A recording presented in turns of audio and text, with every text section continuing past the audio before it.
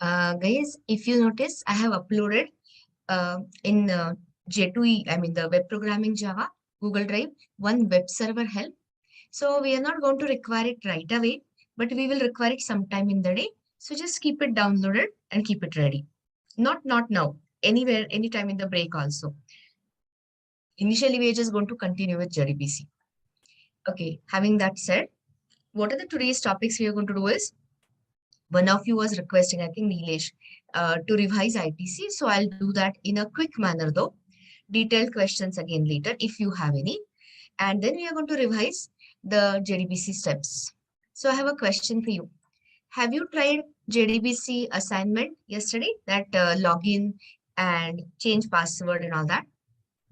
Okay, and I hope you have tried it successfully also. So we're going to build on that. So are you having a feel that JDBC seems easy? Are you finding it easy?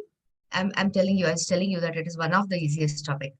So anyway, I'll show you today. Yesterday I could not fit in the time, but we will be developing a CRUD application, but using something called as a layered architecture. So you will be today introduced to different layers, typical layers in database programming. I was asking you yesterday whether you know about data access layer. So since you don't know, I'll explain. So you will have Java application, a DAO layer, then you will have DB utils, something called as POJO, plain old Java object, and the database. So once you are familiar, comfortable with all these layers, then we will be executing the stored procedure function. And then I'll give you a background on web server. You know about web applications and all that, but I'll still revise. So before I start with JDBC, I'm revising ITC with a diagram and a code sample. So let me just open this. I'm opening our core Java help day 22, that is yesterday's help, and I had shared with you ITC help.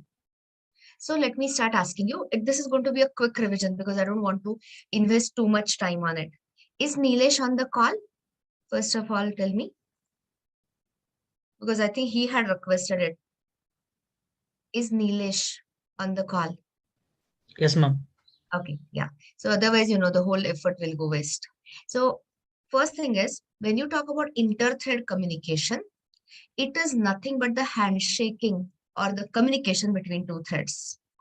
So we had solved this, we started with producer-consumer problem.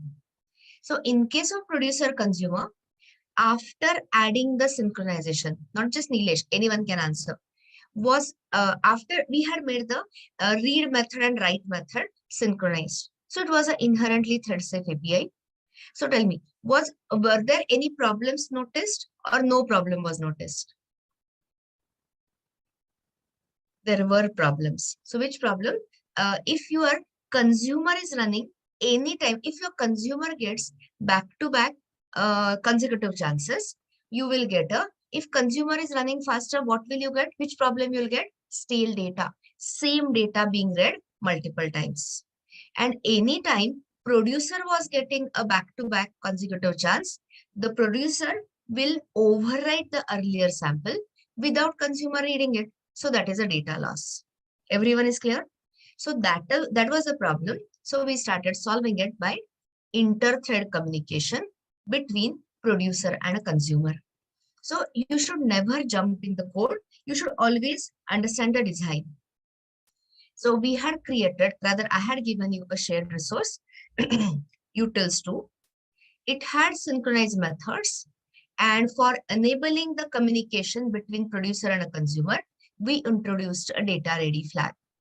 So data ready is exactly equivalent to your binary semaphore. So when you say Boolean, what are the two possible values a data ready can have? Either it can be false or it can be true. Everyone gets it. So now, since we are not controlling the threads, scheduler, there's a 50-50% chance, there is a equal probability that when the data ready is false, sometimes producer might get a chance or a consumer may get a chance. Are you clear so far? Is everyone clear so far? The basic of discussion. Okay. So now follow, because the same thing we have coded in the utils2. So if data ready condition is false and producer gets a chance. So tell me, in this branch, is it a favorable condition for the producer to produce the data or should it get blocked? Of course, favorable. Everyone understand that, right? So here, it is favorable. So producer should produce the data, write that data sample. But now, what is that communication between the two threads? The data ready flag. So producer has to tell consumer, I have done the data writing part. Now you go ahead and read the data. But don't misunderstand me. Producer cannot control the consumer. So we are just maintaining a flag which will be shared between producer and a consumer. So this is 1/4 of the code discussed. But now take the other possibility, other situation. Data ready is false and consumer gets a chance. So tell me, should it go ahead and consume the data or should it wait? Here, this branch I'm talking about, of course it should wait. Wait for what? Wait for producer to produce the next data sample. So for this waiting, it has to get blocked. So which is the API, which is, okay, let me ask you. We had done, I had shown you all these things. So when we blocked the consumer using sleep method, what did we encounter? What did you notice? When we used ITC or that blocking with sleep, what did you observe? Wrong answer, Akshata. Deadlock is a correct answer. Yes. We did not get any data loss. The code simply deadlocked. And why was that? Because what was the reason? When you call thread.sleep, does it release the ownership of the monitor or does it sleep inside the monitor? Does it release lock? Answer is doesn't release the lock. So consumer must be waiting inside the monitor for the producer to produce the data. Producer wants to produce the data, but it is locked outside the gate of the monitor. So because of this classic circular dependency, everything blocked. Okay, so while we are at it, okay, so what was the problem? The problem was the wrong API. So which is the method we were looking for? The one which will release only the processor or which will release processor and the lock? Of course, processor and the lock. And there's only one method in Java API, in the core Java API, which will do both, and that is your wait. So tell me, wait is which method? Thread class method or object class method? It's an object class method because any Java object which has a synchronized method or code from synchronized block can be associated with a lock. So they have given you wait method right in the object class. So now tell me, I'll ask you, when your thread calls, okay, so sorry. So here, instead of getting blocked using sleep, which is the method we used? Wait. The moment you call this dot wait, it is an inherited API from object class. What will happen to the thread which has called wait? Will it continue to run or will it get blocked? Is it a blocking API or unblocking API? Wait method is what? Of course, it will be blocked. Yes, exactly. Blocked on wait outside the monitor. Best answer. Correct. Precise answer when I say best. Okay. So now here consumer has freed the monitor. Data ready condition is false. Now main was blocked on join or blocked on input, I guess. Consumer is blocked on wait, which is the only runnable thread in the system. Producer. So now producer also is going to call the synchronize method write data. So can it access the monitor or is monitor locked? Can it access the monitor, producer? Of course, yes, it has released the monitor. So producer now goes in, finds the data ready is false and produces the data and toggles the data ready. So this is the sequence which continues either in the false branch or the true branch. Understood me, Nilesh? The steps wise or the, what do you say, flow wise? Is it clear? Yes, ma'am. Okay, so now look at it from the code. So let me just switch the workspace to core Java.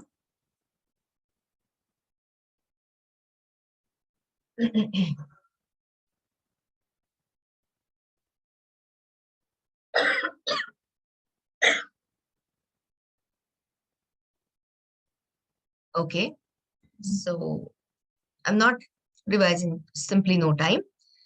I mean, it's not required. Required also. Something wrong with my throat. So here. So I'm just covering the last one. Okay, I forgot to ask you. Actually, I'll ask you verbally. What is the unblocking trigger? Or rather, I'll say this way. What are the plural unblocking triggers for the thread which is blocked on wait? I hope you have read my blocking versus unblocking triggers. Yes. So one is notify all, the other one is interrupt. And like how we have a join with a timeout, is there a timed out version of a wait? Answer is yes. So you can say wait with a timeout also. I've written all of that in that blocking unblocking trigger. So now tell me, when producer and when your application is running, producers and consumers want to produce and consume the data, which is the best unblocking trigger you would like to use? Is it notify type or is it interrupt? N or I? Of course, notify. Why I'm saying of course notify?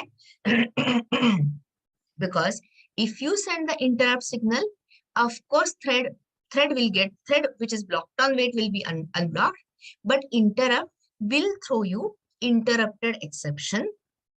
It will abort the entire try catch block, and then the code will continue and there's nothing to continue. So in most of the cases, thread will be over. So the best way to wake up the thread which is blocked on wait is your notification. So with that, now you understand.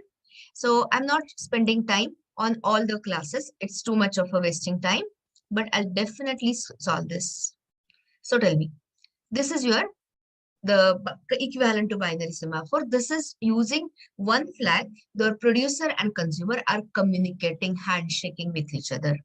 So the moment you say synchronize method, you know that producer cannot enter, cannot call this method unless and until the lock is, I mean, unless and until monitor is free. So imagine lock is free, monitor is free. So you'll see the message W entered. Let's say this is a power on condition. At power on condition, startup, what will be the value of data ready? Default initial value? False. So if it is false, while data ready, it is false. Will it wait or will it continue? Continue is a correct answer. And here we are writing the data, toggling the data ready to be true.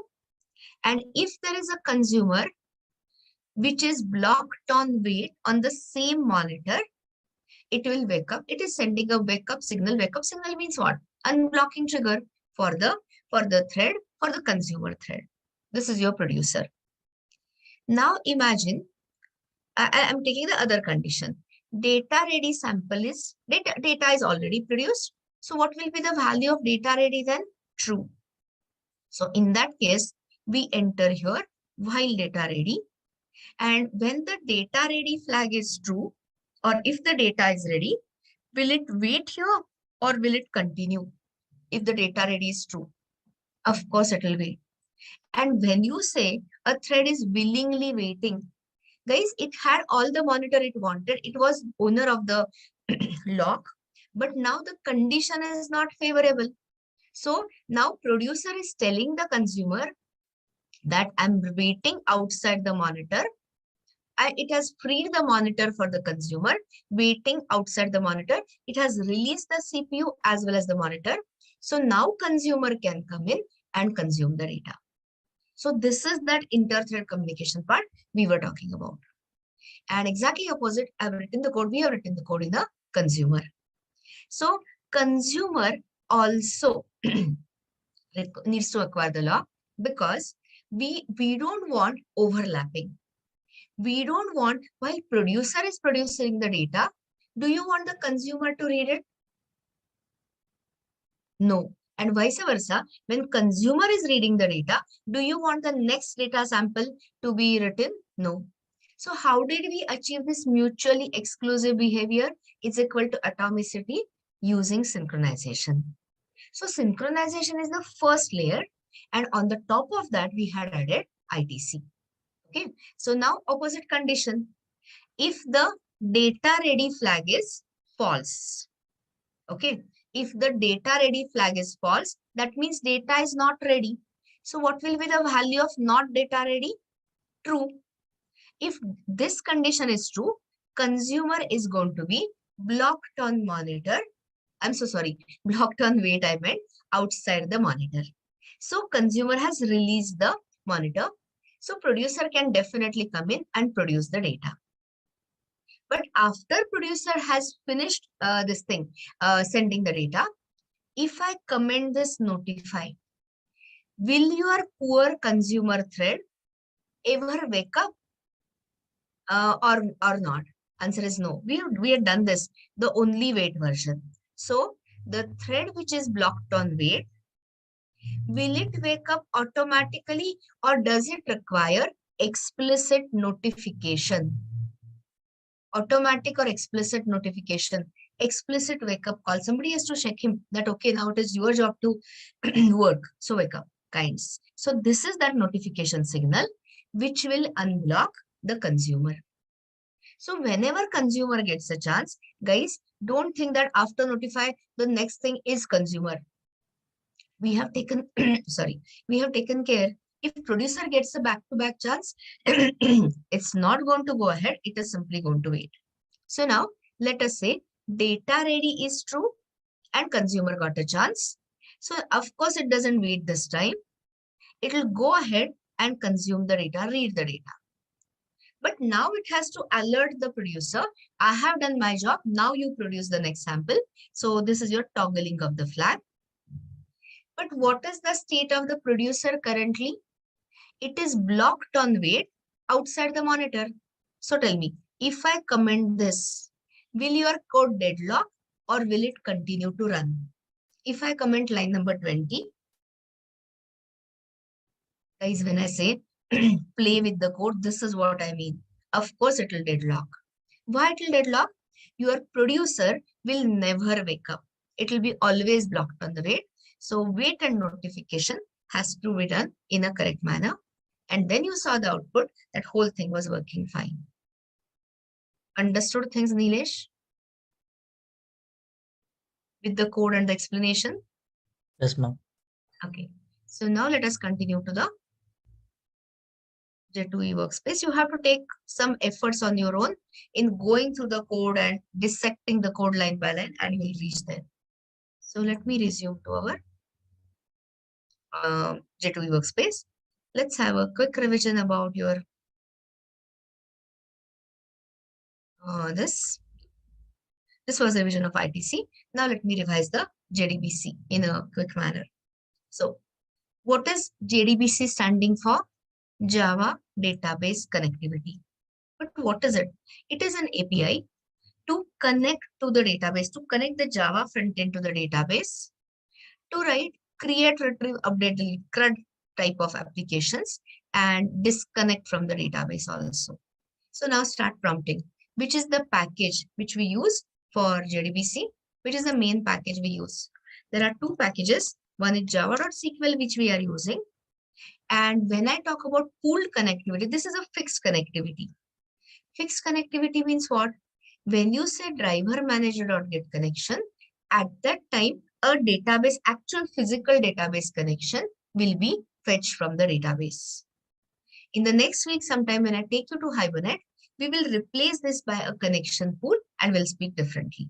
So this is your java.sql is the package. So why JDBC? There are distinct advantages. Yes, java.sql also, right? So why JDBC? To offer or to write platform independent and database vendor independent applications, right? So platform independence you achieve thanks to the JVM. And people ask you, how can you write the database vendor independent applications? Here I'm mentioning it. Here you are enjoying only partial database independence, meaning when you, partial. So when you change from one database to another database, and if suppose the SQL query syntax itself changes, you'll have to make changes into your JDBC app. So famous question, how JDBC offers you partial database independence? Answer is two reasons. So one reason is your famous JDBC driver, which acts as a connector. So what is that connector's job? Simple translation. Is it a one-way translation or is it a two-way translation? It's a two-way translation. So it will take Java APIs, Java methods, Java data formats, and convert it into native database understandable format. Queries will be executed here and the results will be back translated from native SQL or native database format to generic SQL, JDBC data type, Java data format, and the results will be returned. So that is a one reason. So tell me, when you change the database, what is it we have to change accordingly? What is it which we'll have to change is the JDBC connector, JDBC driver. Everyone understands it? Yes, so that is the first thing. And now the second reason is, when you open java.sql, what does it consist of largely, majority? Is it interfaces or is it a implementation classes? Everyone knows. Whatever you have seen yesterday, connection, statement, prepare statement, result set, etc.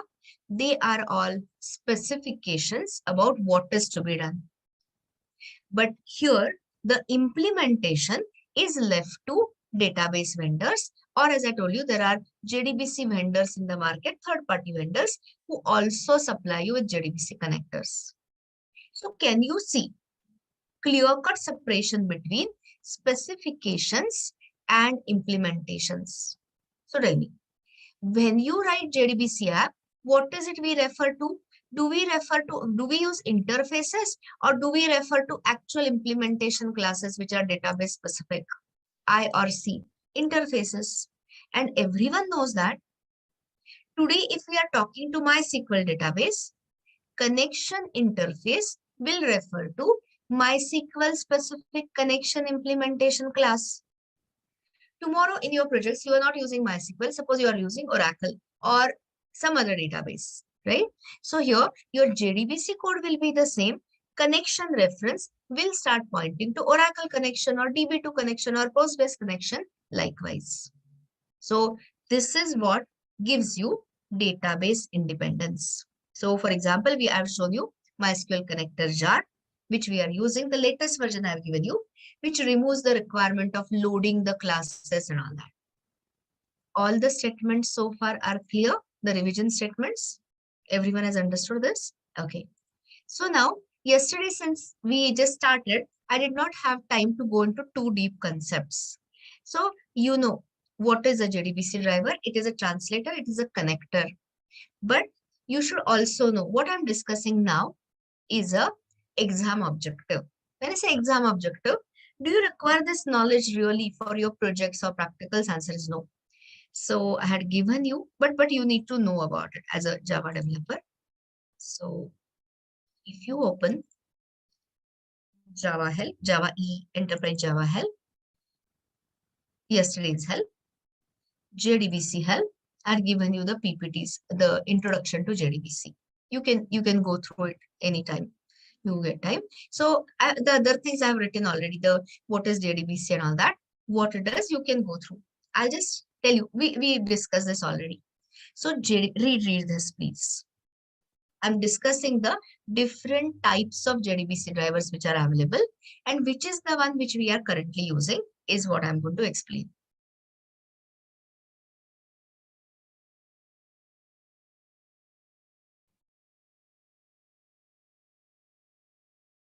So I've just written one-way translation, but it is actually two-way.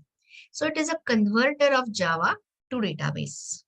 Is it a hardware or a software, this driver? It is a software. How is JDBC driver distributed? In which file format? Jar file format. And I've already said, if you open the jar, you have com.mysql.cj.jdbc, I mean the package name, and there you got a MySQL driver class. So now, this is the picture which I had already explained.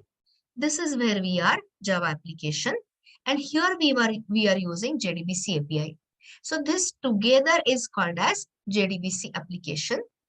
And whether you want to talk to SQL Server, MySQL or MS Access, whatever, Oracle or whatever, you require the corresponding driver here.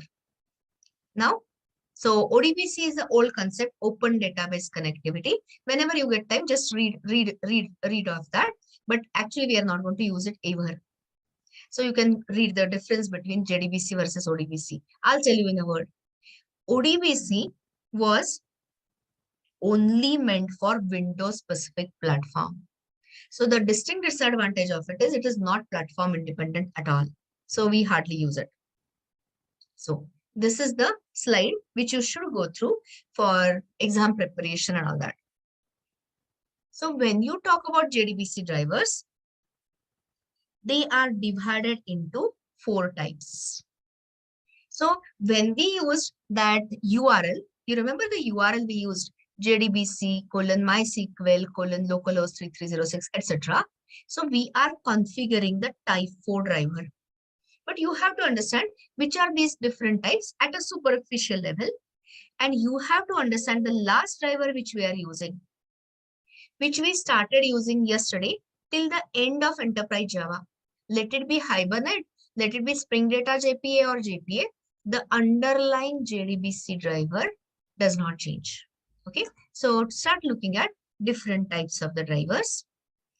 So first 3, just look at as an overview. I have written features, advantages, disadvantages completely in detail. So understand.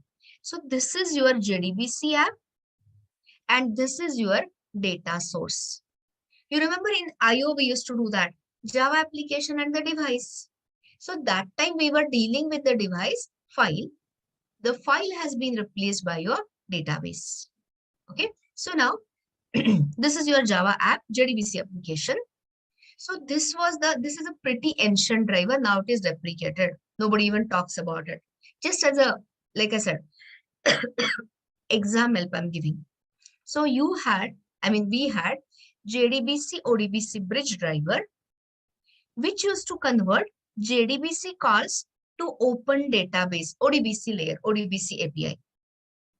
Was it platform dependent ODBC? Is it platform specific or is it platform independent? Answer is platform specific, only for Microsoft applications. That they came ahead, went ahead with that. And then this ODBC API, one had to install the ODBC jar, ODBC drive, ODBC layer, ODBC classes and all that. And then it used to talk to database. So our JDBC driver could not talk to database. It had to rely on ODBC. And then more the number of layers, the data flow becomes slower. So I've written the disadvantages and all that, all the problems of ODBC, and it is extremely slow. So will you see in industry any applications, any implementations based on type 1 JDBC ODBC bridge driver? Answer is no. We use only type 4. But just to give you the background, I'm just showing you all the earlier connectors. So now tell me, what is the obvious layer which is missing? Okay, by the way, it is JDBC driver type 2. So which is the layer which is gone from this picture? From this, is there? Okay, you can tell me, you can observe that much. ODBC layer is gone. So now you don't have to suffer from platform specific, platform dependency or only Microsoft. But take a look at this. This is type 2 JDBC driver. Can it directly talk to database or is it dependent on some in-between layer? It is still dependent upon database specific vendor APIs. Means what? We had to install, while using type 2 driver long back, we had to install, for example, Oracle is database vendor, Oracle specific libraries on your laptop, desktop, on your client machine, and then only we could connect. Okay, so this is also not favorable because every time you require a different installation. So this is your called as native library to Java. You should install some platform specific code in addition to Java library. But that was not for ODBC, that was for the vendor specific libraries. Okay, so we discard it. I mean, it is no longer used in the industry. So now if you see type 3, they had taken type 2 driver and split into two portions. Which two portions? A divider line. Think of a divider line here. So left of this is called as the JDBC driver client portion, and the right hand side is the server layer. So if you see the client portion, it is full Java, platform independent and all that. So this was good. But when you talk about JDBC driver client portion was contacting the server side. But that itself, was it capable of talking to database? Again, no. It had to rely on the native driver. So tell me, after this discussion, which will be the best case scenario, fastest and simplest scenario? You come across a connector or a JDBC driver, which does not rely on any ODBC layer, any vendor specific drivers or libraries, or any native driver, which can talk to database directly.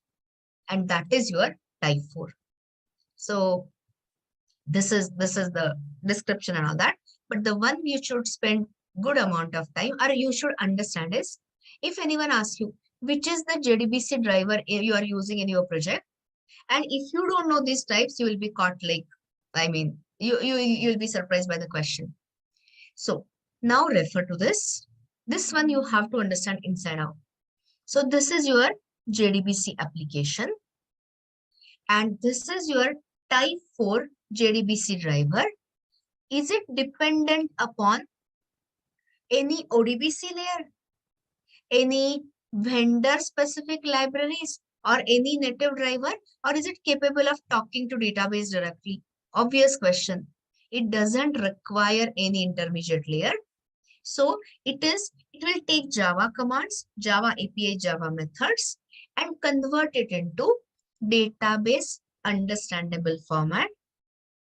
Execution of the queries as usual happen in the database, and the results are reverse translated, back translated from database to Java understandable format and given to Java application. Understood me completely? There's only one disadvantage, or I'll say one limitation. What is that limitation? The protocol which it uses, the protocol which JDBC driver uses to contact the database, which is what we call it as DB-URL. Is it going to be a vendor specific protocol or vendor independent?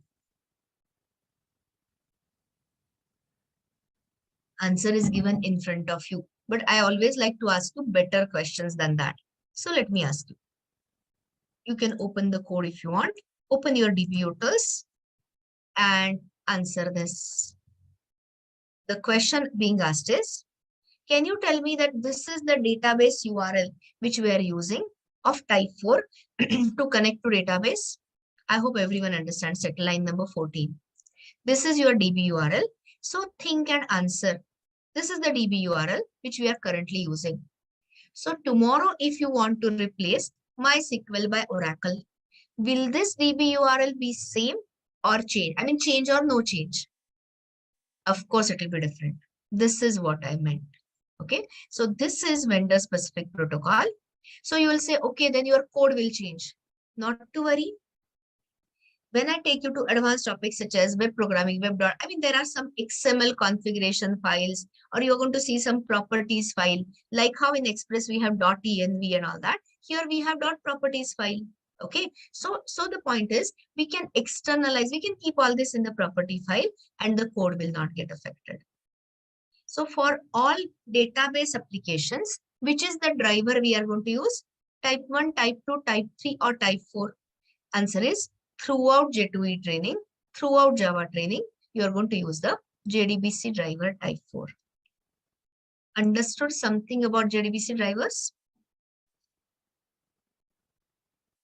So I've written, I mean, the rest of it is results at API and all. So I'm not wasting your time in that. I could not cover that because yesterday I wanted to get you started. Now you know. So, okay, type 4 JDBC driver is a pure Java driver. It doesn't use any non-Java component and uses the vendor specific protocol. Now, you told me that, I don't know, most of you might, I mean, some of you might have tried.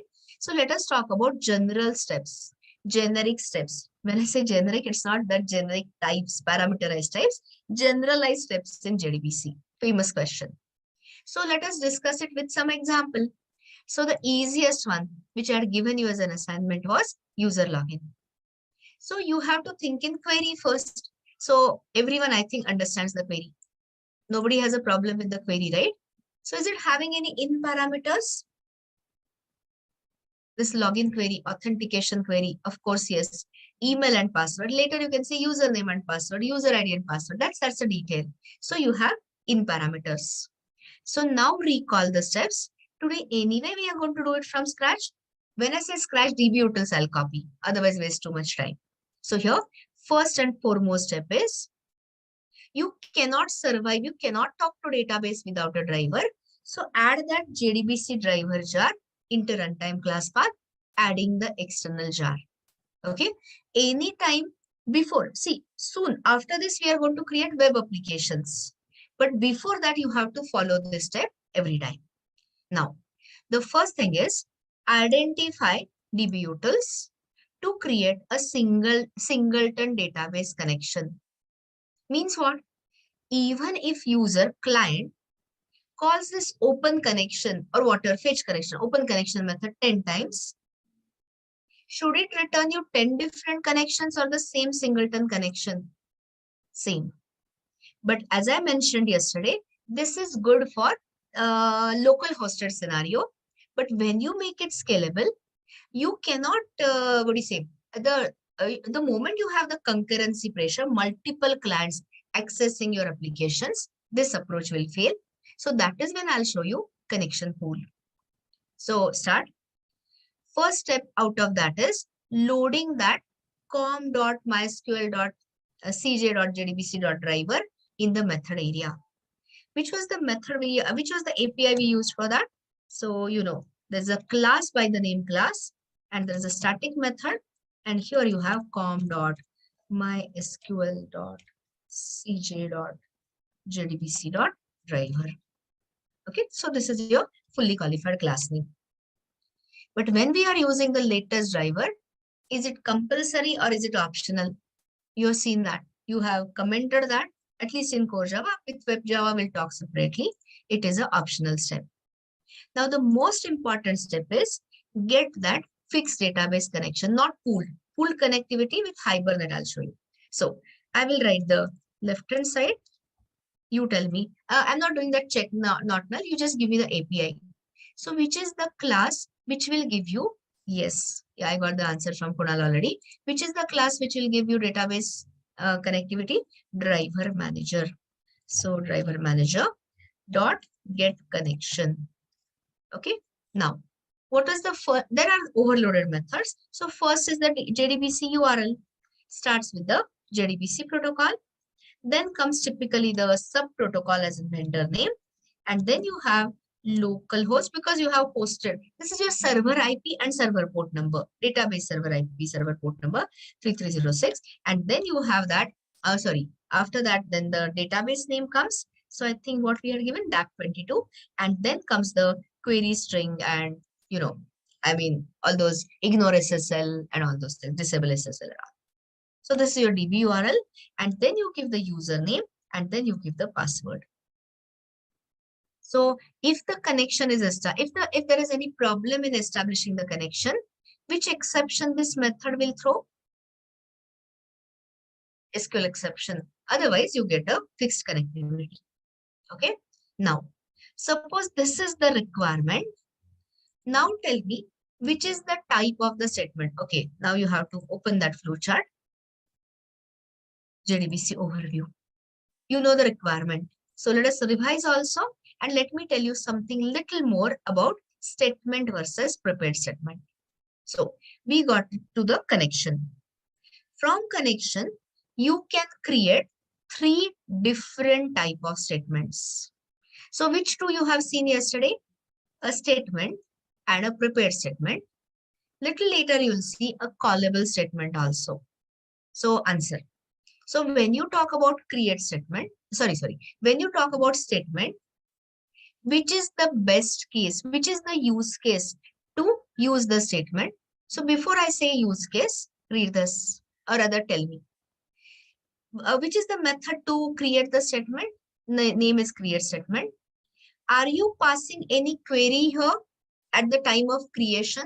Answer is no. So if you want to run the repetitive queries, this is totally not optimistic, performance degrading. So what is the use case for static? Static means what? No in, out, in. I mean, it doesn't support directly in parameters through question marks or out parameters. So if you don't want to parameterize the query and it is non-repetitive, means you just want to execute it once, then you can go for statement. But anytime you want to fire that query multiple times, same query, or whenever you want the support for the in parameter, will you go for the statement or will you go for the PST, ST or PST? Of course, you'll go for the prepared statement. And one more thing is, your statement is prone to a one security attack called as SQL injection. So any hacker, any in between, currently we are writing it on the same host. But when you distribute it on the network, any malicious hacker can inject the SQL, which can find the confidential data from the underlying database. So generally, anytime you want to pass the in parameters, don't use it. So for the entire week, 90% of the time, which is the type of the statement we are going to use for all practical purposes, is prepared statement. So see the word prepared statement. So which was the method here? Create statement. Here it is prepare statement. Obvious difference. You are passing the SQL right at the statement creation time. Okay. So what is the use case? Okay, forget the use case. Let me tell you what happens. So the moment you say connection.prepare statement with some query, it can have question marks in parameters, all that, we don't care. The query is first passed into tokens.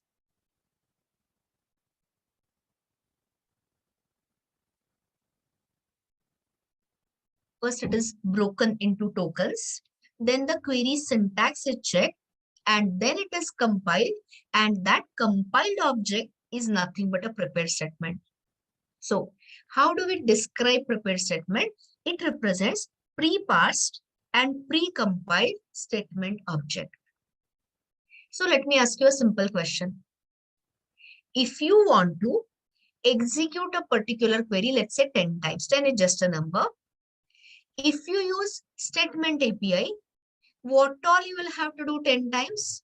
You will have to pass the query at the time of execution 10 times. So the parsing and compilation of the query will happen later just before execution. Whereas if I ask you the same question with the prepared statement, how many times the pre-parsing and pre-compilation will happen? Exactly once.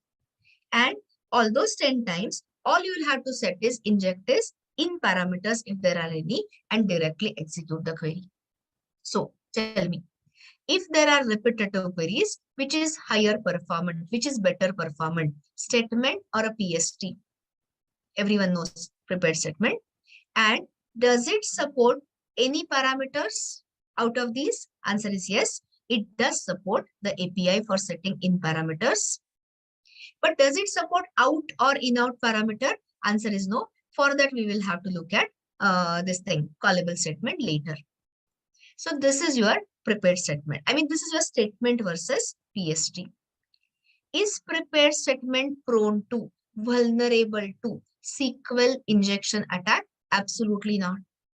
Whenever user is sending the in parameter, whenever you must have used that method, set string, pst.set string or set boolean or set int, the parameter data is first parsed and checked. So in short, there is no fear of SQL injection attack with a PST. So it is recommended all the time. So that was about your choices of statements. I have not covered this. We'll cover that later. Now tell me, your statement is created or either PST is created. Now you want to execute the statements. So which are the three execution methods you have in front of you? One is execute query, execute update, and execute. So tell me, when will you go for execute query method? When will you choose execute query? Asking you a question. For executing which type of queries, you'll use execute query. It's a DQL select, right? So the formal answer to be given in interviews is any query which returns you the result set, we use execute query. But which is the query which is going to return your result set? Select. So both tally. When will you go for execute update? Tell me. For DDLs as well as DMLs. Absolutely correct. Next one. When will you use this execute method? Shortly. For execution of what? I've not taken this, but you might have read it. Execute method for yes, either stored procedure or you have a stored function you want to execute, you use that. Okay. Now let me ask you something more. So I have a question here. If you see execute query, those are overloaded methods, one with the query, one without the query. So think and answer. When I say think and answer, because that will tell me your understanding. So anyone wants to tell me, when will you use the first version? Your choices are for statement, ST or prepared statement. For the statement objective, perfect answer. Because that makes me happy because something is reaching you, that's why. Of course, you have your statement object is all empty. So you'll have to pass the query at the execution time. All correct. Now tell me, if you have, okay, when will you use the second format for ST or PST? Of course, with prepared statement, because like I said earlier, it already has got your query in a pre-parsed, pre-compiled manner. Okay, so the first one for statement object, second one for prepared statement. And likewise, now let me explain. You must have used it. If you have done that change password, you must have used this updation also. If you have any DML, insert, update, delete, or create table, any details, we use the method execute update. So when will you use the first version? ST or PST? Statement or prepared statement? For statement. And if you have got a prepared statement, use the overloaded API without the SQL. Are we all good? Are we all clear so far? This is all revision. I have not yet written anything. Now the use cases, anytime you have a DDL. Okay, sorry, before I go for the use case, see this. It is not returning a result set, obviously. It returns you the number of rows which are affected, or simply called as update count. So if you have a DDL, there are no rows which are affected. When you're creating a table, altering a table, creating a view, nothing. So then it returns you 0. Execute update returns you 0 in case of successful DDLs. But what is it going to return? Suppose you have inserted 5 records, bulk insertion, batch insertion, or updated or deleted, it returns you number of rows updated. So what is the return type of execute update? Update count returns you the updated rows. But here, it returns you a result set. So tell me, what do you, okay, so come back to the revision sequence. So here, result set is nothing but, it is an interface. It is described as in-memory view. In-memory means on the view, on the heap. It is the object. Result set object is created on the heap. And what it represents is the data for the selected rows and columns. Does result set maintain a cursor inside? Answer is yes. Where is the cursor placed after the execution of the query? You have the answer before the first row. And if you have multiple records in the result set, what will you use? while rst.next or if rst.next, while. And at the if you are searching by primary key or any unique criteria, will you use if? Of course, yes. So rst.next method returns you what? True if there is a next record or otherwise false. And then accordingly, you have methods result set dot get string, get double, get boolean. So those get types, I call that collectively as get type. So when I say rst.getType, is there actually a method called as getType in the Java docs? No, type is just a placeholder. So tell me the last question. This type, is it a native database type or is it a JDBC data type? Native or JDBC? Answer is JDBC. And why? Because we want to write portable applications. We don't want to write a database specific applications. So you will always use JDBC data types, which are also called as generic SQL types. So after you have done your stuff, you cannot terminate the application just like that.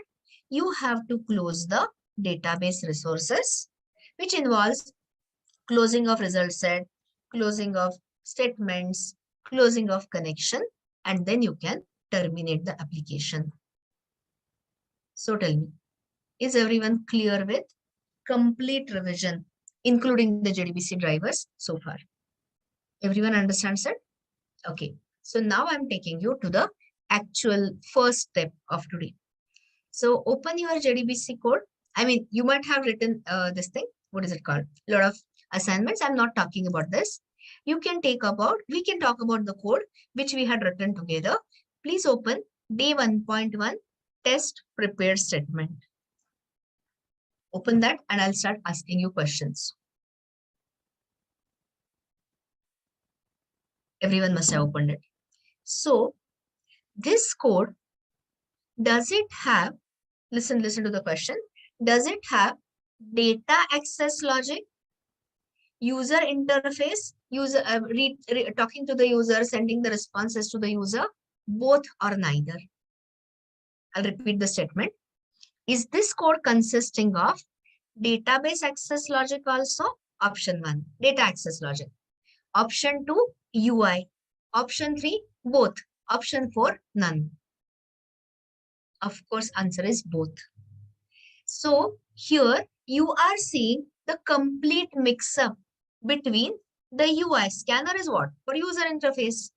You are seeing the data access, I mean getting the connection, preparing the statement. Again, there is a mix-up of, talking to user. Again, you are having some JDBC code. So will you call this as a classically separated, or is it a mixed up code? Of course, it is a mixed up code. You will say why you are making a big deal. It was so easy to write. Agreed. But this is when your application is small. I hope you have started looking at your projects and you have finalized the topics and all. You have some idea about your scope of the project. It is definitely going to involve much more. Take that content management system case study, which I was explaining. So many things you have to do. So the point is it a good practice to write it in a mixed up manner, or is it a better practice to write it as a separation, to allow the separation? And I have been insisting this separation right from core Java. So today you won't find any different. Only difference is in core Java, there were no predefined layers. Here I'm going to introduce predefined layers. Okay, so here we are starting with a very, very important topic called as object to relational mapping. So before I open the picture, why don't you please connect to database? Keep it connected. I mean, whenever you log in, like how I say, open the STS, this also. This is fast, but in general. So let me say something. What I was going to do is, I was going to describe the table.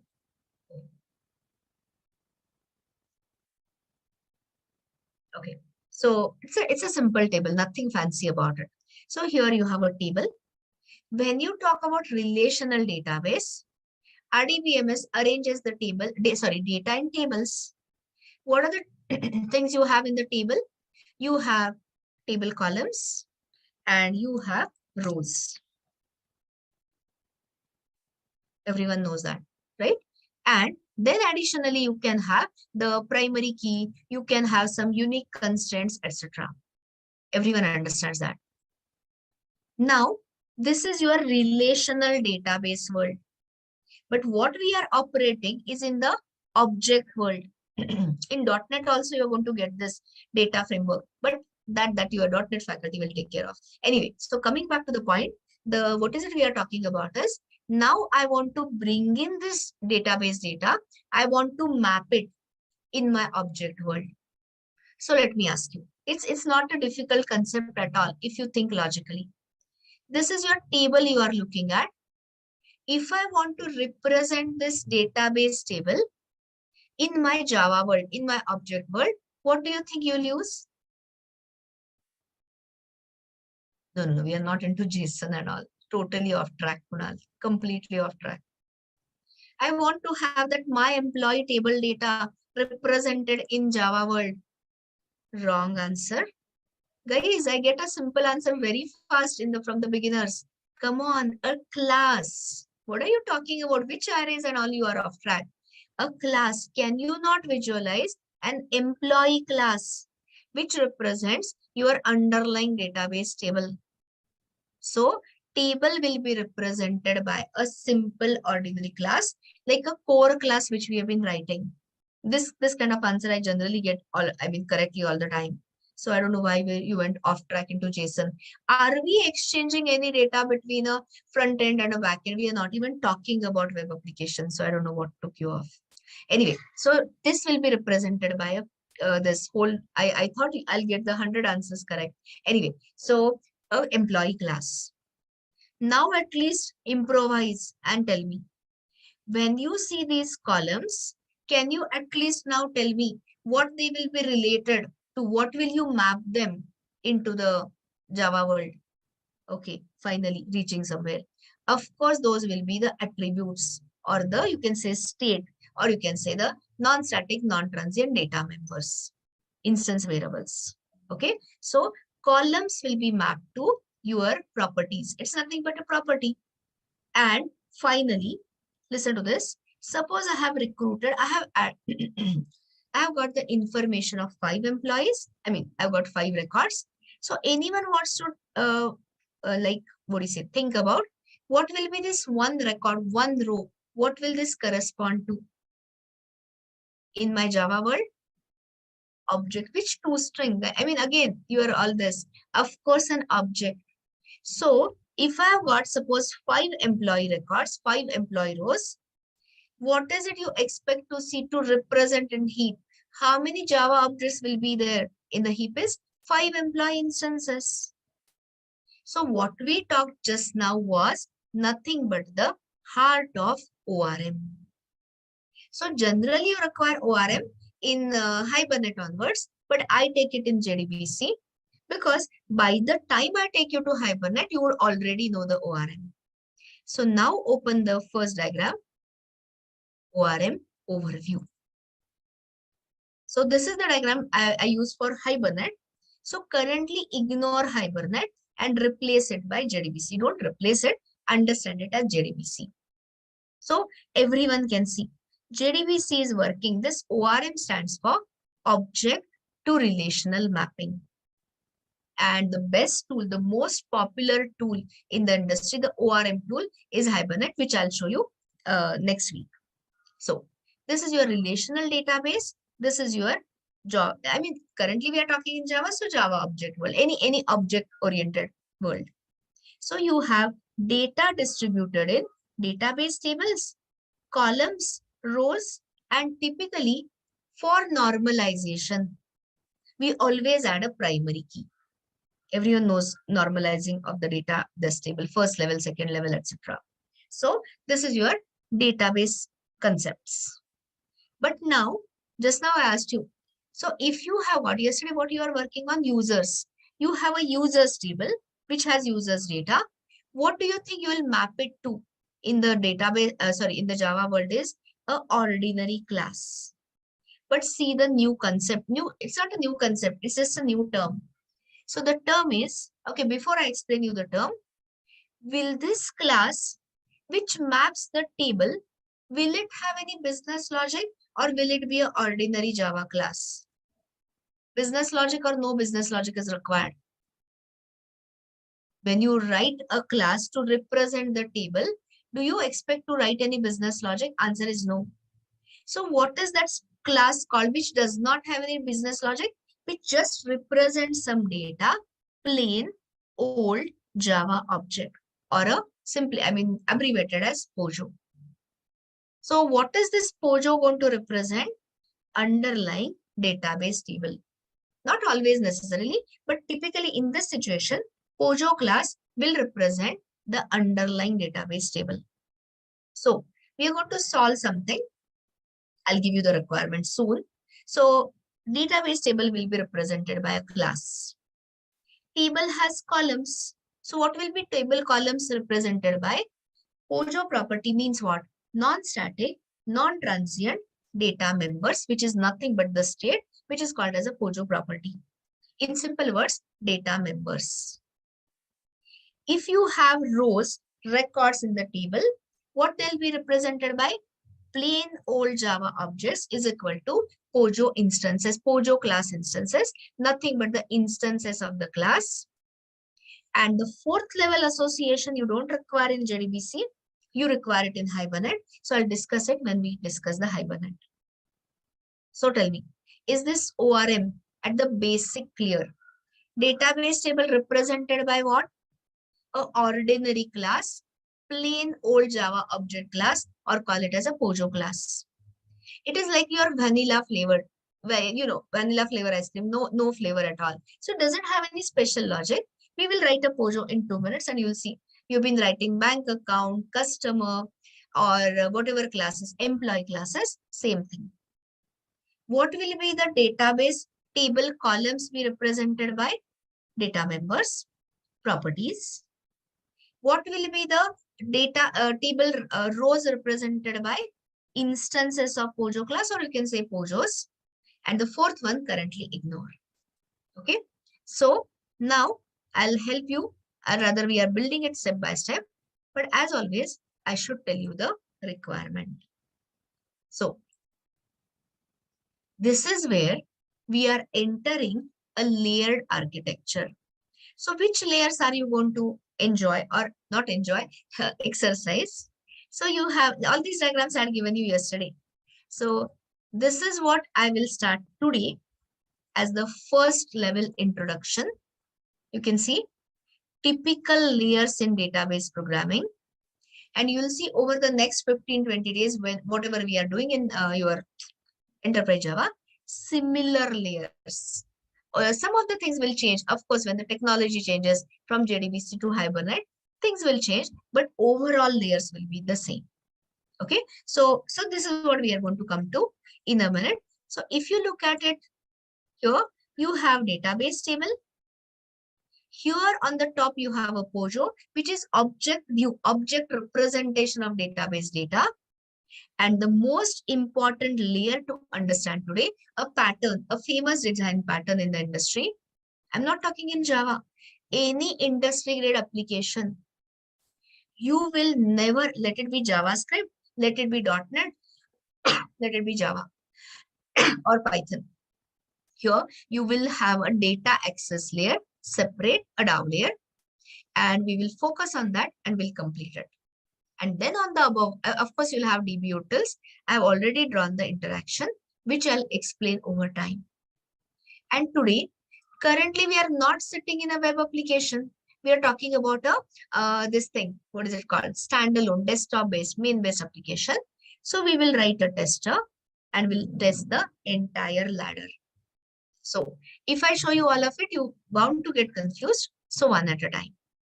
So these are the layers we are going to exercise, we are going to create over time. So understand the requirement. Everyone knows we have got a my employee table. This is what I want to solve. So read the requirement.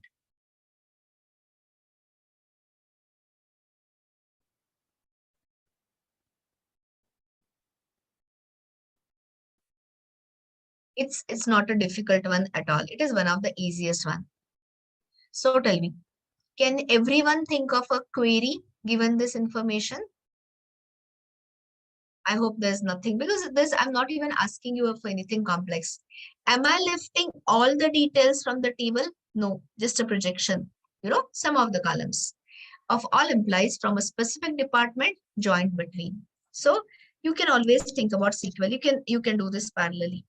Okay. So here, select ID, name, salary, join underscore date is the column name, I guess, from my employee, where department ID, right?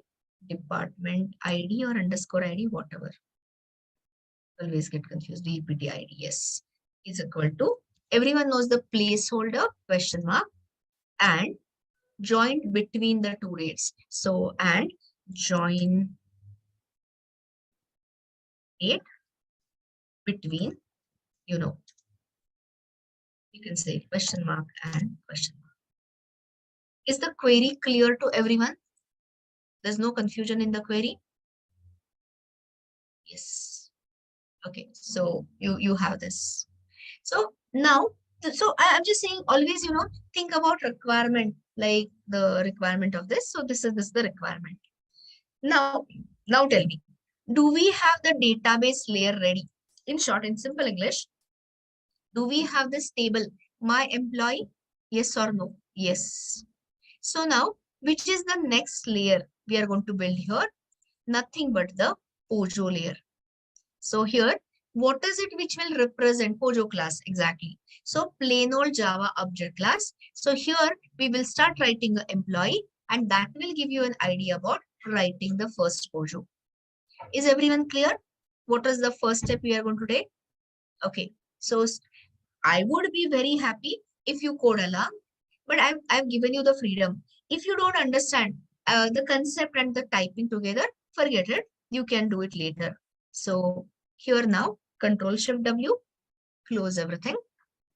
And let's start with the today's project. So create a new Java project, day 2.1, you can say class.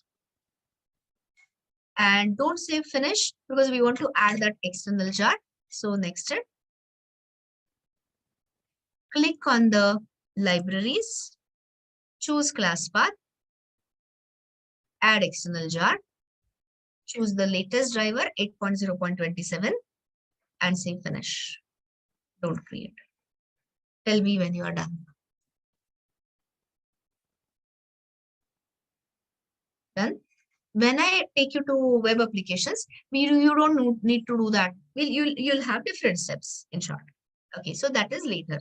Now tell me, you can see the reference libraries, MySQL connector, everything you know. So tell me, from the yesterday's code, are you going to require anything in this? In short, you know the answer. Answer is yes. Which one? Of course, utils. So don't waste time. We have already spent more than an hour in the revision. Let's not waste more time. So pick up this utils package and paste it here. You are used to collection utils, IO utils, thread utils we did not require, but kind of things. So this is your DB utils. So if you check, everyone should have DB utils. Guys, always check. Do you have the database by this name? Are your credentials correct? These are my credentials. You should always replace it by your username and a password. Are the changes done? Confirmed all these things? Okay. So now let us write your first POJO class. So I'll give you very easy tips, and those tips will help you a lot even in project time and all. So open the database, and it becomes very problematic to remember all this time all the while. So why don't you copy, so that we'll maintain the same sequence. Mark it and press enter. And now here we are going to create a new layer, new package. So src class, and this is not a DB utils. So create a separate package called as POJOs. Later I'll tell you, POJOs are nothing but your database entities. So people call it as entity. Or when I take you to model view controller, MVC architecture, this is the model part. the data storing part. So one thing at a time. Okay. And just paste it here.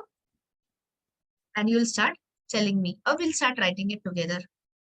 A tip is use the same sequence, becomes very easy. Otherwise, you make a lot of mistakes and waste time.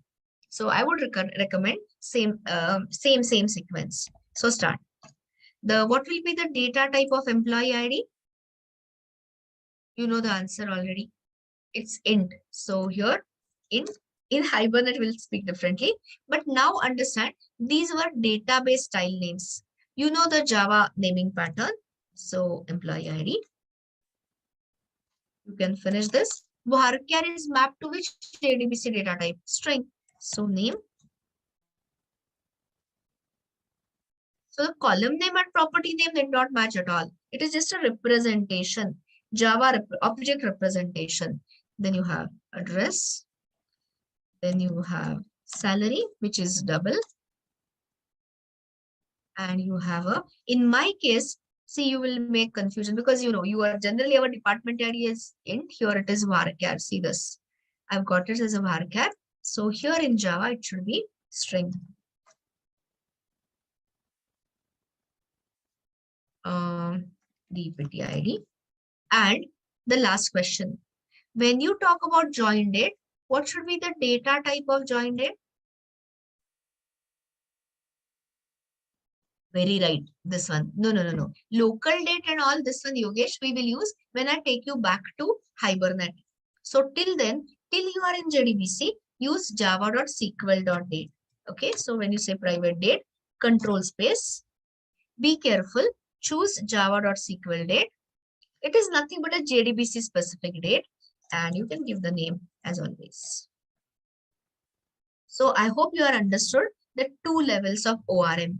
Object to relational mapping, the database table represented by a class, and table columns represented by properties, which are non-static, non-transient data members. Understood so far? I'm not asking you whether you type, but understanding is important. Typing is not so important. Clear about it? Okay. Now you know. So here, okay, I'll tell you the POJO specification. As per the POJO specifications, which is going to be required in Hibernate. The whole idea is, to also prepare you parallelly for Hibernate. Required Hibernate is default argumentless constructor. So let's add the default argumentless constructor. Is it going to be required in JDBC? Not required in JDBC. But you'll definitely require it in your in your Hibernate. Now, here, currently we will just give anytime. See guys, adding the overloader constructor takes a minute. So anytime we require additional overloader constructor, we'll add later. Typically, the POJOs will not have, typically means they will never have the business logic. But since these data members are private, for ordinary Java class such as POJO, add getters and setters. So when I say add, I mean generate. Source, generate getters and setters. You can say select all. And for debugging purposes, what we typically add is a toString. So here, currently we will just generate it as it is and later we will tweak. So finish your POJO. As a help, I can send you one. All I have typed is what? Only the properties. Rest of everything I generated. I've sent you employee POJO. Tell me whenever you are done. So all it has is data members, default constructor. You will say, if I don't add any other constructor, this is supplied. We will add a constructor later. Getters, setters, and the toString. Done? Okay, so let me have a word with you till everyone finishes. See, every time now I'm going to relate it to your project, this thing. In your project, you must be having lot of database tables. Let's say 10 database table. 10 is just a logical number. So you will end up creating 10 POJOs, okay, or 10 entities, which is nothing but a POJO. So at that time, writing so much of boilerplate code. Which boilerplate code I'm talking about? A constructor, getter, setter, toString. Is it a hassle or it is not a hassle? Of course, it is a hassle. So wait for. See guys, I'm going to make these statements now. Wait for an excellent framework called as Spring Boot. And there I'll show you a library called as Lombok. And with Lombok, all this reduces to 0 and is replaced by couple of annotations. You'll see @getter annotation, @noargs constructor, @all args constructor, etc. And all this code is going to really reduce like anything. Today being the first few days, you'll end up generating a lot of code. Later, it is going to reduce extremely. Just keep it at a background. Okay, so now we have finished with the 2 layers. You have database layer, database table, and you have a object representation of it as a POJO. Now open this diagram. I'll open it with a pen. So you have this diagram. So read this. Look at this. So always, anytime you are developing, should we develop in a top-down manner, tester downwards, or should we develop it in a bottoms-up manner? Bottoms-up or top-down? Bottoms-up is the typical things I'm saying. Of course, it can vary. So tell me, do we have our database tier, which is called as Enterprise Information System layer, as in simple English, my employee table? Yes. Which is the next layer above that? POJO, or called as entity or model or domain class, which is nothing but a object representation of database table. POJO, POJO class representing a table, POJO property representing a table column, and a POJO class instance, plain old Java object representing a row. Are we clear between these 2 layers? Completely, everyone? So when I give you today's assignment, that content management system and all, you are going to solve it in a layered manner today. Okay, that way. Now, the next thing is we have already copied the DBUtils. What is the job of a DBUtils? To give us the fixed database connection. Pooled or fixed, it is we are not talking about connection pool. So it is a fixed database connection. Everyone clear?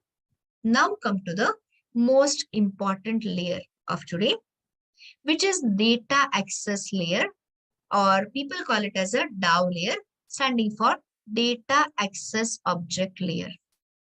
So answer the simple question. When you are talking about the DAO layer or data access layer, what should it consist of? UI, user interface, data access logic, both or neither? Simple question. Both it is same. You're talking about a data access layer, guys. Come on. Why you're giving me horribly wrong answers? Of course, it should have only data access layer. If you say both, aren't we coming to the mixed up logic again? The whole idea was separation. Understanding me or not? What should data access or a DAO layer consist of? Pure database access logic. Okay, pure data access logic. So some call it as a DAL, data access layer, but generally the preferred name is data access object layer. Okay, only database, only data access logic, JDBC in short. Later in a week's time, we will replace this. This is going to be today JDBC based DAO layer, which we will replace it by Hibernate framework, Hibernate technology. So it will become Hibernate based DAO layer. So of course, one at a time. Now, here you tell me the logical blueprint of an object is a class. What is the blueprint of a class? Interface. So if you want to further separate specifications and implementation, a typical advice is start with the DAO interface. Okay, and using this DAO interface, you will see. Today you will be wondering that why she's talking about interface when I can write a class. Of course, some people follow that, but professionally we follow this interface-based pattern. And let me take you to Spring Framework, which is one of your project technologies. You'll definitely see all interfaces. So we are discussing a DAO layer, DAO interface to declare the CRUD requirement. Okay, so this is where the things start getting little more interesting. So come back to your code, and here we are going to write your first DAO layer interface. You might have done it earlier. I'm talking about the experience with myself. Okay, so click on SRC, and here choose the interface. And should you write it under the POJOs package or utils, or should you create a separate package for DAO layer? Of course, separate. Because even the whole idea is, when you look at any full stack code, there are so many full stack demos floating around the net. You will see a clear-cut separation: presentation layer, business logic layer, data access layer, etc. So I'm showing you all that. So DAO, and typically there are now the naming convention. So I for interface, and now you ask yourself, which is the POJO it is going to have? Employee. So typically the naming pattern is I employee DAO. DAO stands for data access object layer. So the moment you start following the good naming practices, people definitely get impressed, because then they don't have to worry about what you have written. You read the name and they understand. So I for interface, this is representing which table or which POJO you are managing, and then telling you this is a DAO layer interface. Okay, so now let's do something here. So this is what I want to do. This is the requirement. The first requirement, and I'm telling you from experience, first time everything is hard. First time you're learning. After that, it is going to become so monotonous. Trust me on that. Okay, so here, this is what we are solving. But here, don't worry about user interface. That we will worry in the tester class. So here, you just have to take this requirement and place it, convert it into specification, API specification, nothing but a method declaration. So I have some this thing. Okay, what I'll do is I'll not write it here. I'll just take it here, and I want this. So here, this is what the method we are going to discuss. So add a method declaration for getting these selected employees. Why I switched here? Because I can't use the dots and all in that ID. That's why. So your interface methods are by default public and abstract. So don't mention. I want you to tell me the return type. What should that method return? I'll give you the name. So I'll say get selected. Okay, guys. Sorry. I should say this. I want to display these details. So this displaying job, should it happen in the tester layer or should it happen in the DAO layer? Think. I'm forcing you to think. I said displaying of the selected user details. Where do you want to do it from? Of course, tester. So what will your DAO layer do? DAO layer will simply collect those details, hitting the query to the database. Yes, fetching. And that will be returned to the tester, and tester will display it. So is the separation clear? Are you clear about the separation I'm talking about? Great. Because that will give you the clue. So get select. That is why I did not write the method as display the details. I said get selected employee details. And here, so dots are for you to be filled. It's like a fill in the blanks. And tell me, if anything goes wrong in database, which is the exception it will throw? SQL exception. Is it a checked exception or unchecked exception? Checked. What is the rule of the compiler? Compiler forces the handling of the checked exception. So my question to you all is, if we are maintaining this layered architecture, where should I handle the exception? In every layer, or should we do it in a centralized error handling manner as usual? Centralizing sounds better. Tester, exactly, the topmost layer. Today the layer is tester. Tomorrow by this time we would have 100% gone to servlets, web applications and all. So this tester will be replaced by a servlet layer. Later a controller, later whatever. Okay, so the overall pattern is going to be the same. So I'm back with my simple question. So here, should you have a throws clause or will you have the try catch inside a DAO layer? Everyone understands me, I hope. So of course you'll have throws SQL exception. Okay, so now let me ask you a simple question. This is just an interface. I have not yet come to the implementation class. We'll come to that in a minute. I'm telling you guys once again, once your specs, once your method declaration is ready, it becomes so easy to implement it. So I have a simple question. Who is going to call this method? You have the answers here. All answers are here. Who is going to call this DAO layer method? Everyone understands it? A layer above. So today the above layer is tester. You are absolutely right. So now tell me, I've already given the clue.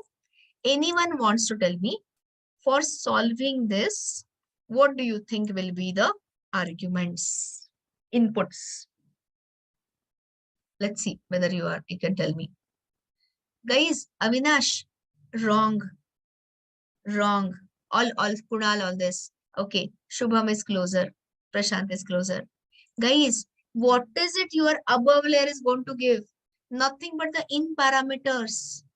So what is the inputs your user will give you? You have done, no, you have not done this, but you have done similar. So nothing but the department ID and the begin date and the end date. So why you are saying queries and all? Queries and all are going to be encapsulated, hidden in the DAO layer. So what does, ask yourself, think like this. What is it you expect from the user? All these inputs. Where user is going to be available? Tester. So tester will pass all these details. So add, I hope you are understanding your department ID. And what will you have? The range of the dates. So I can call it as a begin date and the end date. Understood or not understood? Clear? Okay. So now, so here, all see the classic separate. This is nothing but separation of concerns. In tester, you focus on user interface. In our this thing DAO layer, we will focus on data access logic. So now think a little bit. So once you get it, of course, we'll create a prepared statement, we'll execute it and all that. So now think and answer. What should be the return type? What should this DAO layer method return to the caller, which is nothing but a tester? So I got the answer as employee. I want more answers. I'm getting the answer as employee. I am looking for more answer. You are close, but not there. Okay, generally I get the answer, guys, as result set. So tell me, is result set a good answer or, correct or wrong? If I return the result set from the DAO layer to the tester, right or wrong? Answer something. 100% wrong. Why? Because if you return the result set to the tester, who will have to do the processing of the result set? Tester. And why we started all this? Because tester should not have any data access logic. You understood me? So tester is out of question. I'm sorry, result set is out of question. You got me? Now tell me, what does a result set consist of? I'm helping you to reach the answer. Keep answering. What is results? I did not ask you, Avinash. I asked you, what is it? Yes, multiple records. So when I say multiple records, what does a record correspond to? What does a one row correspond to? Yeah, object is a generic answer. In my case, in our case, what does a one record correspond to? One employee. Now, Avinash, I'll talk to you. You said employee array, but array is what? Fixed in size. So do we know how many records in a fixed manner, or do you want something growable? Of course that. And that is why, again, we are back to collection. I'm telling you guys, collection framework never leaves you in Java. No. Yogesh, you don't require a map. Where we want to fit it in a key and a value pair. If you want to fit it in a key and a value pair, then hash map. Simplest collection, a list. Okay. And list implemented by a list is the best one. Okay. So you can think of it as a list of what will be the type of the list? What will be the generic type of the list? Yes, please. Employee the Pojo. So this is what it will be. Understood the thinking? See, once I tell you it is very easy, but did you understand the thinking behind, the reasoning behind? You should not just blindly accept it just because I'm saying it. You should justify. So here I've written this already. How should a DAO layer return the results to the tester? Is result set a good idea? Completely bad idea? What is the result set correspond to? Selected object representation of selected rows and columns. Now row, the same example. Each row corresponds to your employee object, employee Pojo. So here, all we are sending is the collection of Pojos to the caller. So in this case, there's a new pattern. What is that new pattern? Data transfer object.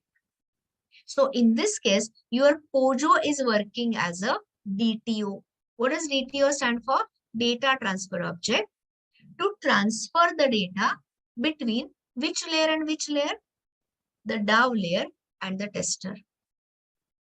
So see the entire data flow. If you understand the data flow, you understand and you start enjoying instead of feeling lost.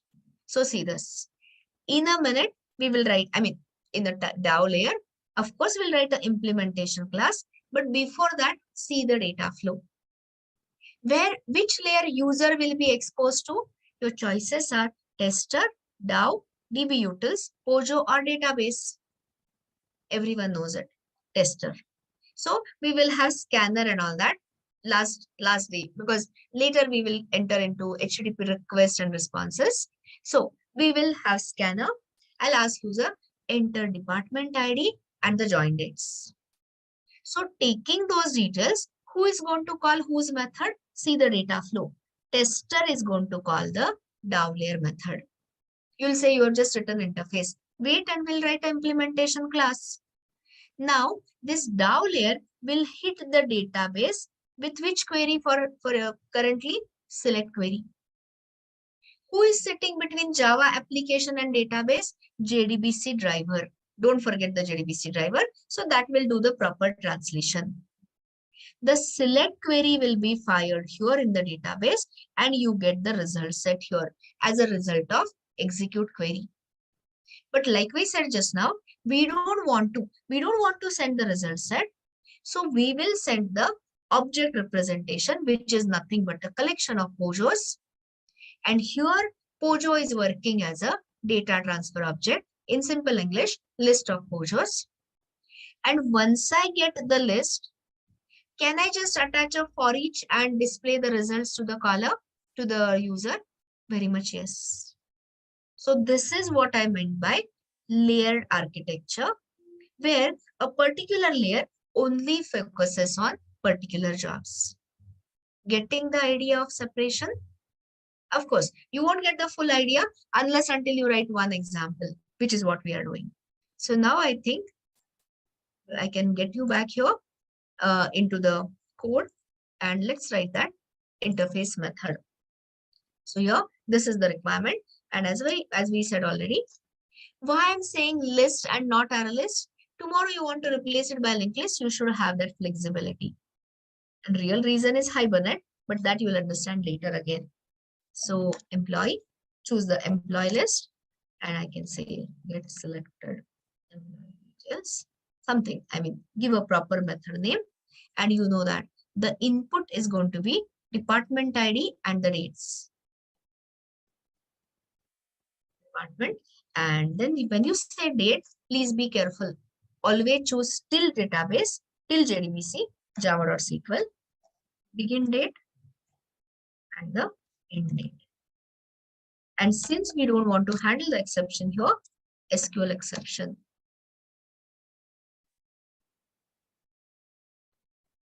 So I'll wait here till you say you have understood it or till you have added the method.